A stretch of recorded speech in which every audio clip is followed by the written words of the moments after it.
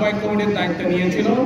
ফটিকছড়ির রুশাঙ্গিরি union বিএনপির দ্বিবার্ষিক সম্মেলন ও council গতকাল অনুষ্ঠিত হয়েছে। উত্তর রুশাঙ্গিরি আহমদিয়া সরকারি প্রাথমিক বিদ্যালয় মাঠে আয়োজিত সম্মেলনে প্রধান অতিথি ছিলেন ফটিকছড়ি উপজেলা বিএনপির আহ্বায়ক অবসরপ্রাপ্ত কর্নেল আজিমুল্লাহ বাহার।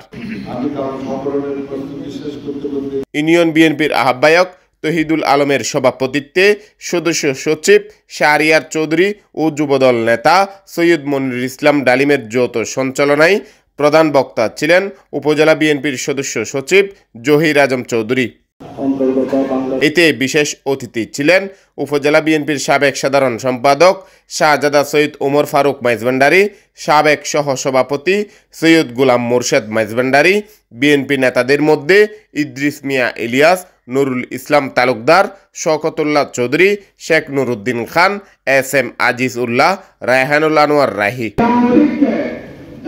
বক্তব্য দেন ডাক্তার খায়েস আহমদ, আক্কাস আলী, ইয়াকুব শহীদ, জাহাঙ্গীর আলম জাহেদ, মোহাম্মদ হাসান, মোহাম্মদ কামাল হোসেন, আনোয়ার হোসেন, বাবর হোসেন, রাসেল রাসু, আবু মনসুর, সৈয়দ শামসুদ্দিন, শফিউল আলম, কামাল উদ্দিন কোম্পানি, মোহাম্মদ বেলাল, মোহাম্মদ এনাম, সালে আহমদ সওদাগর, মোহাম্মদ আজম, মোহাম্মদ রফিক, মুর্শেদ হাজারি, নাসিরুদ্দিন বাহাদুর, হাসান চৌধুরী দীপু, সাইফুল ইসলাম টিটু, ওমর ফারুক ডিউক, ইব্রাহিম বিজয়, এস.এম. নাইমুদ্দিন, রেজবি হাসান চৌধুরী, ওমর ফারুক শিকদার মানিক, রমজান আলী টুটুল, হাবিবুর রহমান রুকমান, মোহাম্মদ মঞ্জুরুল ইসলাম, মোহাম্মদ আলাউদ্দিন, মোহাম্মদ রিয়াদ, মোহাম্মদ ফরিদ, নাসির শিকদার, নাফিস বেলাল, আক্কাস আলী খুকন, মোহাম্মদ রাশেদ আল মামুন, ইঞ্জিনিয়ার বেলাল উদ্দিন মুন্না, রাব্বি কাইম, রমজান আলী, জয়নাল হাজারি প্রমুখ।